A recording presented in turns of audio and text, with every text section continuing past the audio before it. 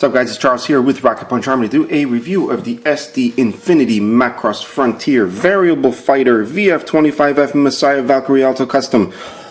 Yeah, one breath there.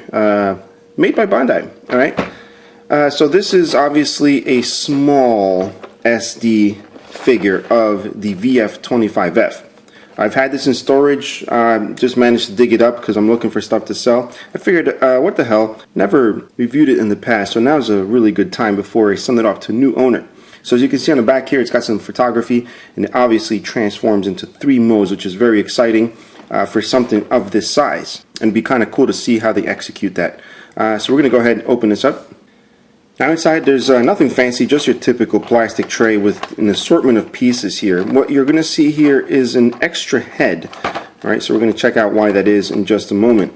You get 2 hands here, you get a knife, some stand bits, and a little fin that goes on the back, I believe. We'll find out in just a moment. Little fire blast, and of course a little stand here with the instruction booklet. Now the box does say 2010. It's a little bit of a shame that it took me this long to really, take it out of the box and check it out, because it actually feels a lot better than I thought it would. Due to the fact that the feet here, you'll see they're nice and shiny, are made out of die-cast metal. There's also a die-cast metal swing bar right on the sides of the hips here. Otherwise, it's made out of a very nice plastic. Now, it does look like they put a little bit of effort into this guy. Hopefully that translates into the transformation also.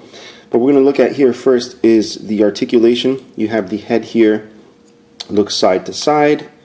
You also have the shoulders right in there. There's a little shoulder swing. There's also a ball joint right up here that allows you to bring the arm forward and back. You can swing it around if you want. You got an elbow. You have a bicep swivel, if we can get to it. You also have the hand here on a ball joint.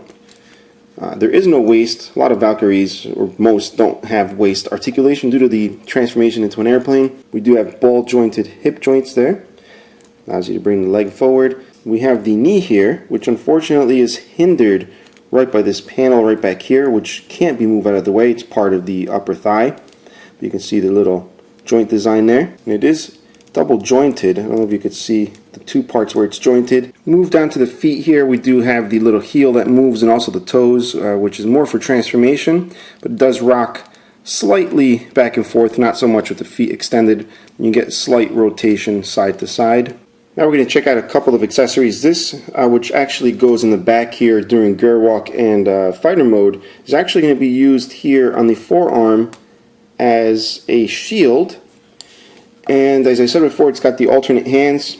They're both weapon holding hands. There's no other hands aside from the regular fisted ones, which allow you to use the knife here and also the little blaster. Now to use the hands, all you have to do is just pop them out. They have their proper little ball joint here. It's not actually on the figure. Alright, so you just pop them in. Alright, so we're going to place the knife in one hand here. You have to feed this little point first, otherwise it won't fit very well. And just snake it through, and then also attach the gun here. And there you have it with the gun and the knife, should you choose to display it that way. Now, I don't know how many sharp-eyed viewers realize I didn't have the crotch pulled out, so we're going to do that right now. Alright, we're going to place him here, and what I want to do is do a little quick scale comparison. Here he is with a high metal Valkyrie. Then out of left field comes an HCM Pro Tyrian and a Transformers masterpiece, Bumblebee. I almost forgot to show you guys this. It does come with this little effect piece here, which you can attach to the front of the gun to give him that blasting look. So I guess the next thing we want to do is get him ready for Gerwalk mode. So we're going to detach the weapon hand and put back the fist hand. Take this little shield off. And the head, we do have to pop off. We're going to want to unjoint it from the neck here, bring it forward. You can see that's where it's swiveling, that little ball joint right there. We want to pop it off that ball joint. You kind of have to angle it against another piece of plastic to get it to pop off. Here's a size comparison of the heads. This one's obviously bigger, a little bit heavier. This one is for the transformation, which is a little bit silly. They could have just left this on, but I guess they have to have that big head look. There is enough size difference, I guess. And we're going to go ahead and pop that on. Alright, after popping it on, we'll bring it back down. And yeah, let's go ahead and try Gerwalk.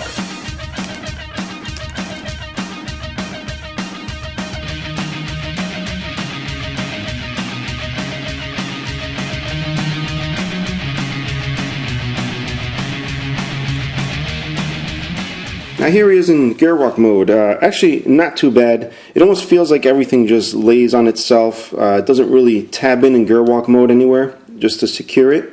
But it does hold, and it looks quite nice. It's not the best thing in the world, but you know, for what it is, a small SD figure. We're going to go ahead and attach the blaster here, just to go ahead and attach the weapon here. First the fist and the weapon, make it a little bit easier. And this piece, I mentioned earlier in the video, it would go on the figure during Gerwalk. It actually doesn't. It's still a shield in Gerwalk mode. So we'll just attach that. So again, not too bad. I'm kind of digging the Gerwalk mode in this. Again, not the best, not the most secure thing, but it does stay. Now, due to some reviews I've seen of this guy, I thought I would absolutely hate Gerwalk mode, but again, it's actually not too bad. We'll go ahead and get this guy into fighter mode.